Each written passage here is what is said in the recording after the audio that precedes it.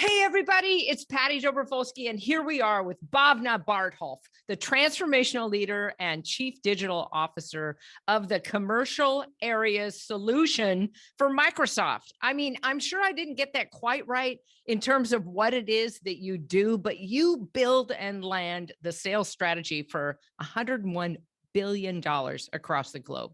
So I am so excited to have you here because you're just incredible. Like, I'm looking at this, I downloaded the bio and I was reading it to myself, and this year alone you received these awards from the Charlotte Business Journal, the top 25 women in business. You are on the National Diversity Council. You've been doing so much as a STEM advocate and advocate for women and people of color. I just am so in awe of you. So welcome to the podcast. Thanks, Patty. Excited to be here, and I appreciate you giving me the opportunity to connect with you as well again. I know. Well, it's really amazing to me that you are in such an incredible position and you're so dang smart. I think this is part of it that I loved when I read through everything that you've done. You really embodied the idea of a leader, because to me, a leader is all about community and serving your community. That once you serve other people and lift them up, which is what you're known for, then everything happens, all doors open. But I'm sure it wasn't easy, you coming into where you are. So tell a little bit, tell our listeners about you. Tell us your story. How did you get here? No, some of it, I will say a lot of it is how I was brought up. So I actually grew up in India, and I actually grew up with my grandparents. My parents lived in different countries. And so, and they lived in certain countries where it wasn't the greatest place for girls to grow up. And so yes, I had the opportunity to spend time with my grandparents. And I will say the biggest piece for me, kind of what was instilled in me growing up, was my grandfather came from nothing, was a self-made man. And so he always taught us that don't get comfortable with what you have. It can get taken away from you at any point in time. And so constantly make sure that you are earning your place, that you show people respect, regardless of, their background, where they come from. And in India, some of it also is based on how society is, based on your stature from, an economical standpoint. People are treated differently. And one of his biggest advices to us was that you treat everyone with respect. And I know we hear that common phrase of treat people the way you want to be treated, but he really emphasized the importance of people feeling, we need to make sure people feel valued, people are seen and they're heard, regardless of, age, color, and, background. And so I think that part, started for me really young, growing up in India. And then the other big piece is also, as a woman growing up in India, I think one of his biggest things is don't let anyone tell you what you can and cannot do. So choose your path and make your own decisions. But to do that, you've got to be curious and you've got to take the time to understand what it is if you make a choice, and then own your choice, right? Yes. And so what did that look like for you growing up? I mean, how was that experience for you to stand up for yourself and make your own choices? Did you get pushback from people? Were people always trying to give you advice and tell you should do whatever, right? Get married, have children, that was your role, right? So what an overachiever like you, what did that look like? Well, I will say, so some of it is when, it's kind of one of those things when you have, people in your corner, they're standing up for you. I think it makes it a little bit easier to go against the grain when people either challenge, you and your thinking, people tell you you can't do something, because you hear that a lot, right?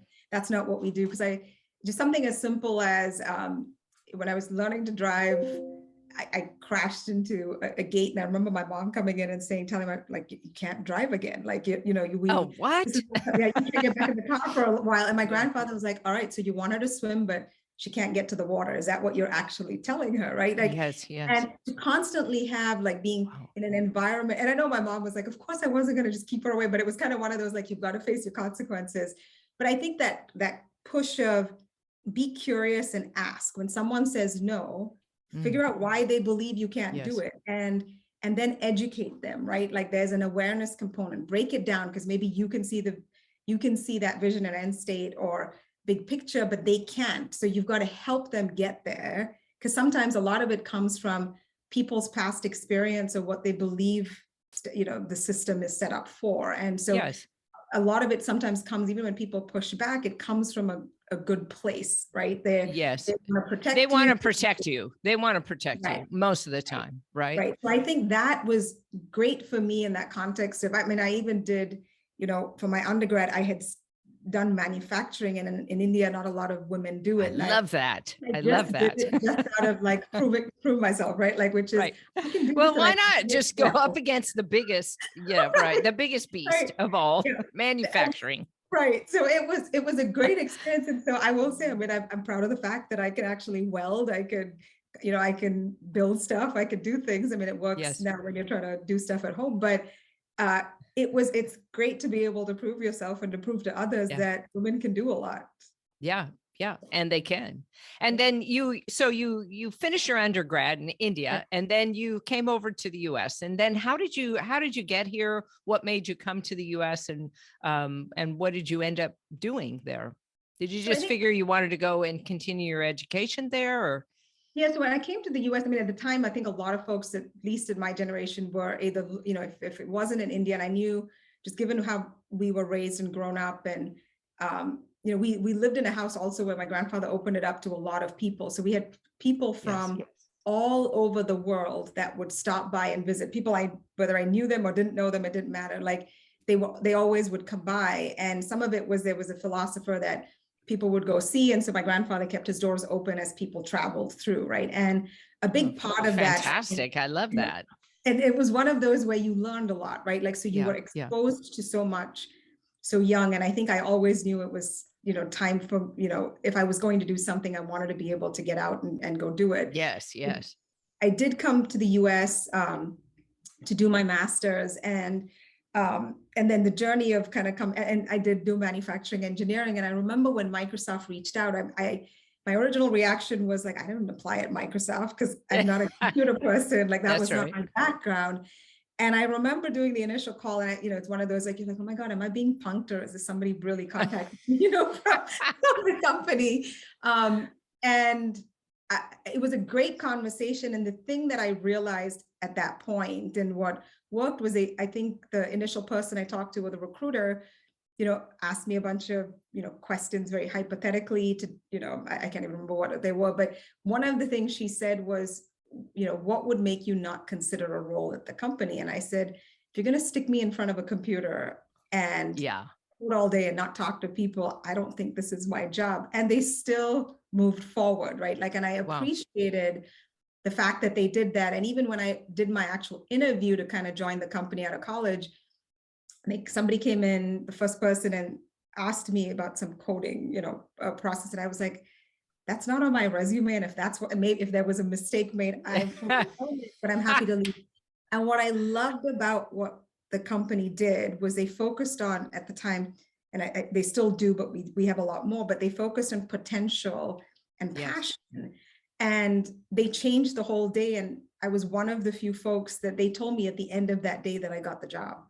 And that was a phenomenal experience, to think, like, I have none of the background that these people actually initially were looking for, but they still believed that I was, I was someone worth investing in, right? But really, now you're the chief digital officer, so you must have done something around that to be able to transition into such a big role over time. So how did that trajectory, what did that look like?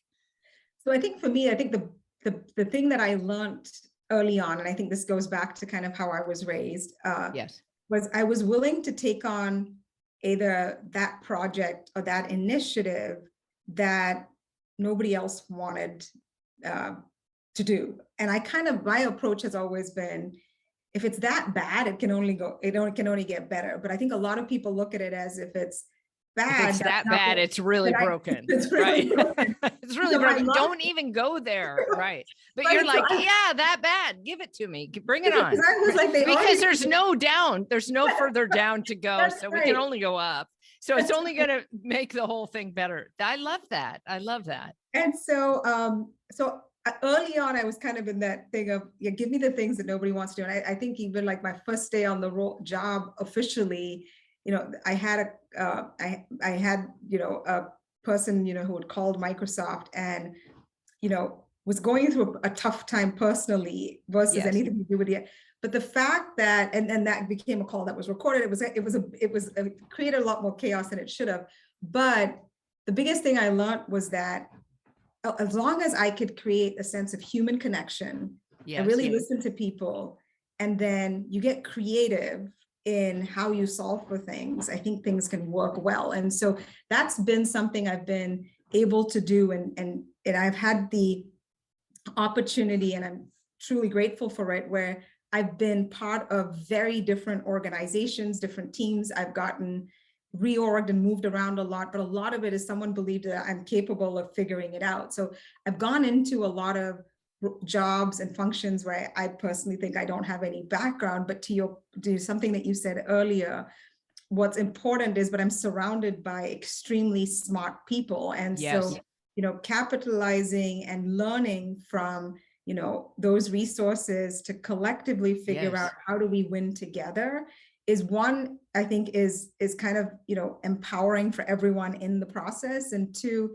it's surprising how quickly you can drive success when everyone feels like they're part of that process. And here's the common themes already. I mean, you keep saying listening. If you can listen to people and be curious, you can take yourself a lot farther, and tell me though, what are the commercial solutions areas? What does that mean? So that people that are listening, that are not part of Microsoft and the big empire that it is, that they know what does it look like day to day, what you actually do.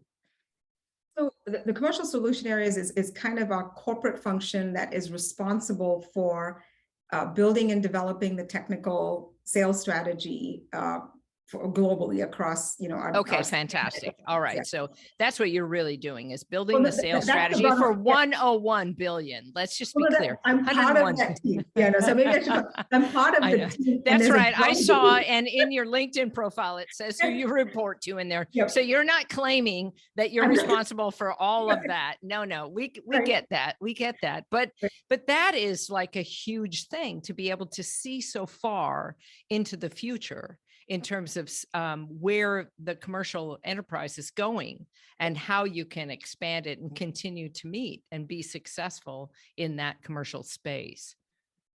Yeah, and I think the biggest thing for us, and I think everyone's dealing with this, not just at Microsoft, but across different companies, right? Like the world is changing faster than we can keep up with it. I think the pandemic has obviously taught us the importance of being agile, thinking about how can you scale and be smart about how you actually do business. And then how do you, how can you be ready for the unknown, right? And I think that's something that, day in and day out, that's part of what this broader organization and team at corporate is kind of set up to do, is how do you cater and build the right strategy that helps, our people as sellers in the field, enable and empower their own customers at the rate across every, across the globe and across different industries and markets. And so it's a fascinating and fun place to be. I haven't been in the role. It's been a little bit, it'll be close to a year that I'm in that role. But what I love about it is that you're in a place that's moving at a pace that's faster than you can keep up. And I think those components make the job highly interesting.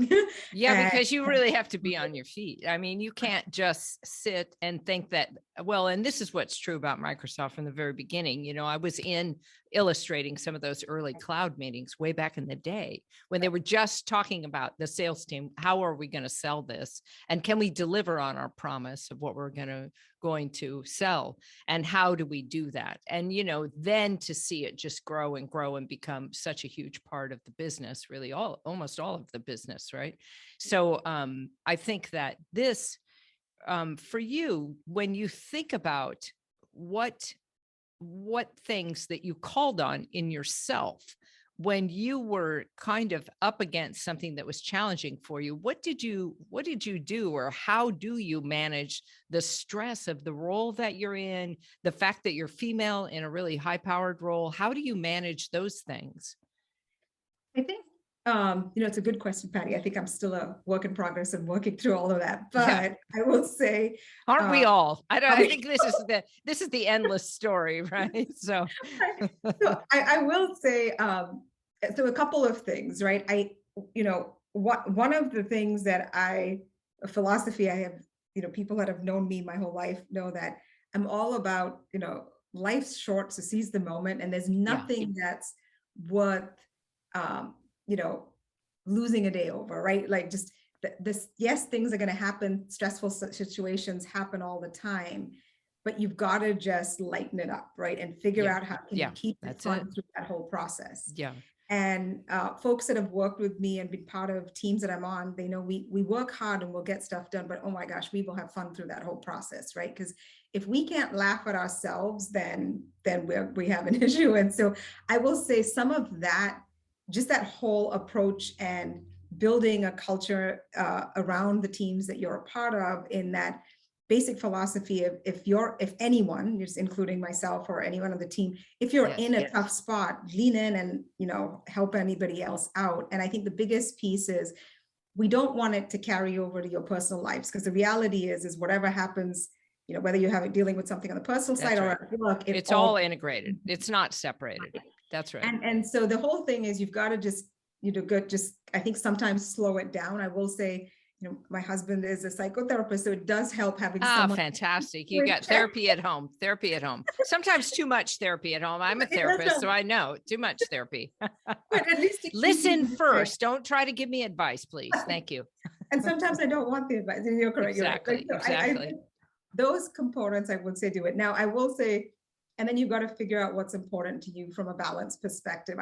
Sometimes I have way too much energy in the morning. So I like to be able to, work out, have that mental time to myself. And as my husband jokes to me, he's like, sometimes he's like, when I'm watching stuff on TV, he's like, that is the worst stuff you could possibly watch. It doesn't matter. It's mindless. I don't have to think. And it gives me some time.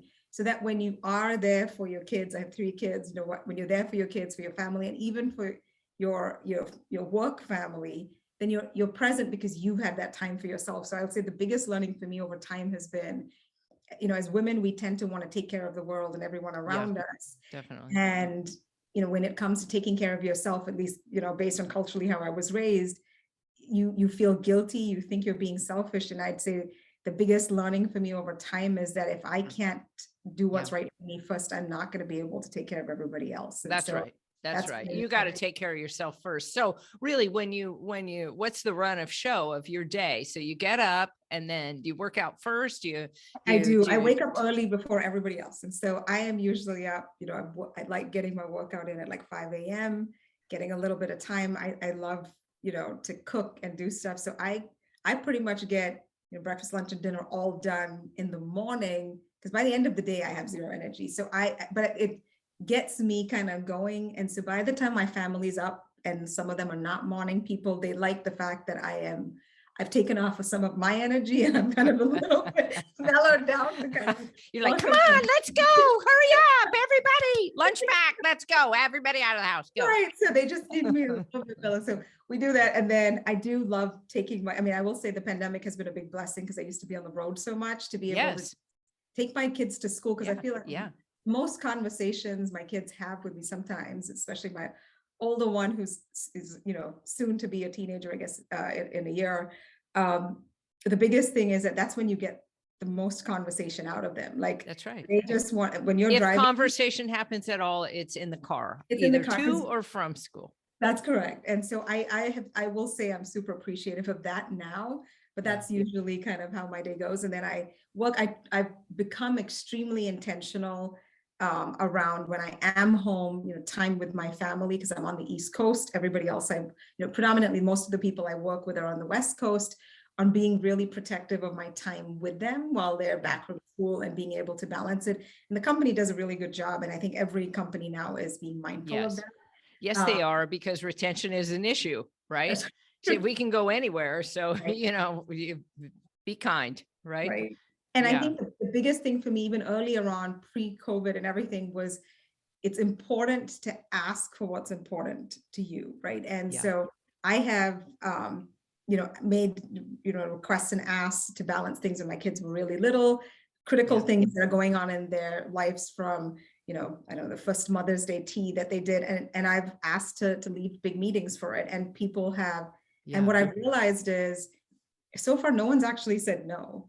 Yeah, And so I fantastic. think you've got to make sure, like you ask for what the Yes, board you have thinks. to ask for what you need. So ask for what you need, and then, be willing to be flexible, especially, give that grace to other people. I think we often, we demonstrate really good leadership when we are doing the right things for ourselves, right? So everybody on your team then knows, okay, but I can do this, right?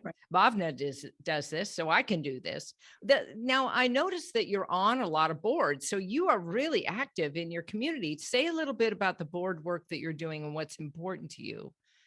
So it's interesting. Someone just gave me this quote recently, from the classroom to the boardroom, right? Like, which is big decisions for most companies across the board are made in the boardrooms. And yes, based off of, guidance that I was given, it hadn't occurred to me, till about a couple of years ago, but I'd been given coaching and guidance from, a couple of great mentors of mine, where they just said, like, if you want to drive systemic change, you need to see representation on the top. And to drive representation on the top, that means you've got to go there. You've got to go there. And that's right. And so, and then when I started looking up the statistics of women on boards, and I know we've made improvement, holistically on that approach, but we're nowhere close to where we should be. And so it was initially like, well, then make that decision. So I did join the board of directors for WEX Inc. As I was going through that process, I intentionally picked that company because it's a very diverse and interesting board, but more importantly is the CEO. She's a female, younger. She had her kids actually after she was named CEO, and just loved her energy. And I was like, if I'm going to do this, then I'm got to do it with somebody you really respect and love, and that you want to help them, lift them up with your expertise.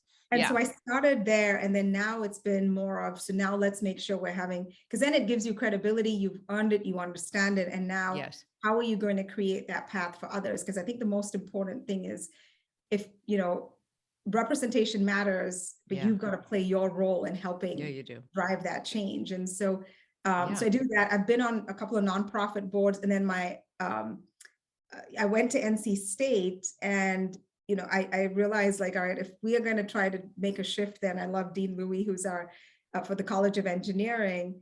And when he asked, I was like, this is the time to do it, like to go back. And, we have a lot of, if you look across the board, we see a lot of women accepted into STEM related fields over the past couple of years. And so making sure we create a path to ensure that they're successful. They're successful. Right. So really, you've recommended more than 30 women for board seats. That's what's true. That is correct. Yeah. I mean, like, that's a big number. That's huge. That kind of an impact really makes a difference. And I think, this to me is how you actually take action and step into the role that you've been given and utilize it, use it to show other people that you can make change. And I think systemic change, it happens over time. Wouldn't you say? What kinds of changes have you seen since you came into this field that you would call out as things that are positive, moving in the right direction? So I'll say, I've come into, like, even at Microsoft, when I initially took on certain organizations, and I actually think, Patty, you helped do an illustration for a strategy for one of those organizations when I started off in consulting, where when I came into the organization in that specific field of IT service management, I think there was myself and one other woman. And it was a pretty large organization. And I remember asking folks, and they were like, no, we've tried, no, women are not interested, right? And I think we've gone from that type of a conversation to, we see, companies, and I know we still have work, but being really mindful on, are you creating the right job descriptions that cater to how women, apply for positions, right? Are you ensuring that when you go through an interview process, you show representation on the other side of the table, so people feel like They want to come there. they want to come there. Yeah, yeah, because And they see themselves there, right? correct. And are you looking at unique differentiators of bringing in different types of individuals, both from a background and experience standpoint versus what you actually Yeah. have to complement your team so that we can innovate and we can be better, right? And I think that, I've done teams after team where we've gone through that process and that journey, and it still is a conversation and work that we intentionally have to be, have to put the effort into and make sure that we are set up for that success. Because sometimes we also do a great job of, attracting great talent, but then we've got to also make sure we're doing everything we can to retain That's right. that That's talent. right. Because I think that it's one thing to be given a role and you're really excited about it, but it's another thing to be sitting in a vacuum and Right. not feel part of a community and not be included in conversations or have a seat at the table, meaning that your voice is heard and then allies in the room promote your voice. These are very simple things that people can do, but they're not always done. And male or female, that's your role, right? If you want to make change, you have to promote people's ideas so that they're heard again and again and again like that. Well, now when you think about, so you like really just shot up in your career. So when you think about what's your vision, I'm wondering, what's your vision? So you've been in this role for a year, but what's your big vision for your life or for what you're doing right now? What are you reaching out for right now in your world? I will say, so it's funny, my career ambition and what I've been working towards has not changed in like over 15 years or 16 years, whatever it has been. But one of it was I wanted to be in corporate leadership and be able to run a company. And Check. what's There yeah, you go. Check. Okay, we got that. Did I ever think that I would be doing? I'd still be at Microsoft. God. I doubt that was what I had initially planned. I know, but the thing about Microsoft is they move Right. you around from That's role to correct. role. You get to work Correct. all over the world if you want to, right? Right. In all different business units. Yes. Right. I think the experience, I think, has been great. And then I will say, like, we, never underestimate the importance of being part of a company that has a healthy culture and then Yes. working for people that actually appreciate and value you, right? Like, so the grass always looks greener on the other side. But I think those pieces Yeah. for me, I've Yeah. kind of grown up with it, and I'm learning now even more than ever that you've got to be able to, love the person you work for, the team that you're a Yes. part of, and truly align with the value of what the company Yes. is doing, right? And so I think that has, kept me here, and I've kind of enjoyed the experience and drive associated to it. Yes. Well, I love that. That is part of the big picture for you, is to continue on this trajectory that you're going. And also too, you've got 3 kids, and that's a lot, right? You're married, you have 3 kids, and they're not teenagers yet. Is that what you're telling me? That's correct. I Yes. mean, like that's a full plate, right? So I think when I think about that and the level of responsibility you've been able to manage, I'm so impressed with the fact that you've been able to serve on boards and have your role and support your team in a way that they feel listened to and respected, and you have an awesome family.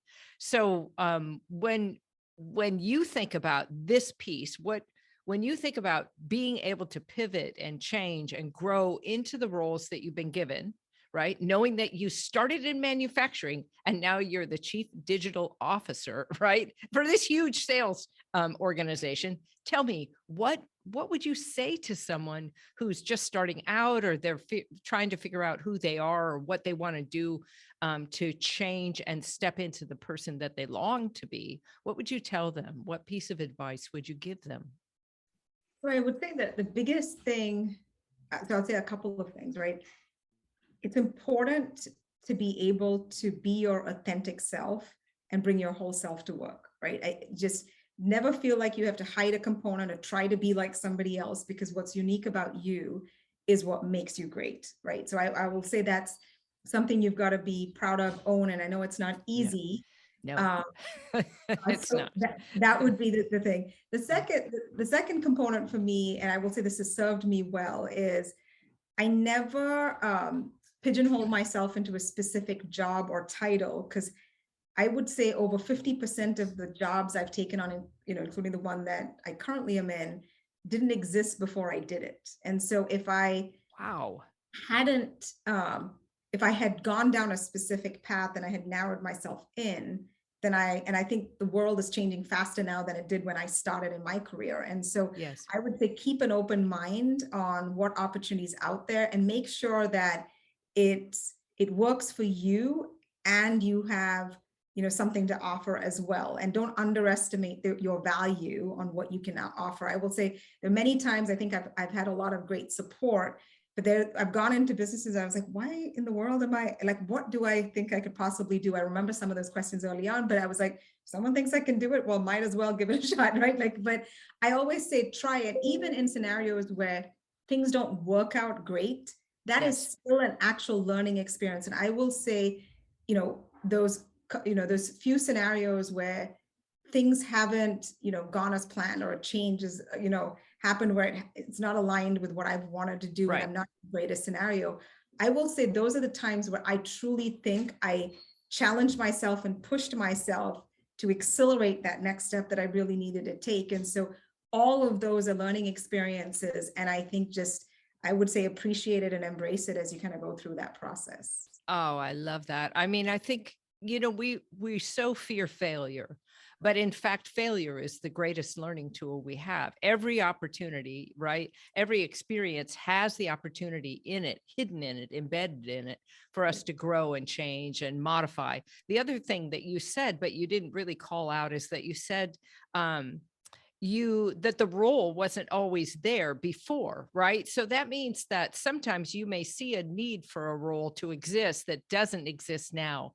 And you can ask for that. You can ask for that to be developed. Just like if you're an entrepreneur and you want to grow something in an area, you're going to have to figure out what the role is that needs to be in place, and then fill it with people who represent you, your value, and your brand. And you have such a strong brand as a person. You're really a powerful woman of color in this environment. You stand, you're loud and proud in a way, for what you do, and you serve the community. And so I can't thank you enough for just sharing all of that with us today. It was so amazing to talk to you. Thank you for being here.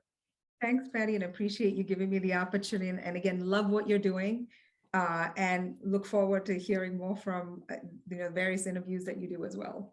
Thank you so much. All right. So everybody, the drill. There's going to be some great show notes, and there's some great stories in Bhavna's LinkedIn profile. So you have to look in that, because she tells a story about her son. It's really great. And it speaks to what we're talking about how to step up and be brave, which is what you need to be in order to make change in the world. And so thanks for all your courage, and thanks for taking time today. Okay, everybody.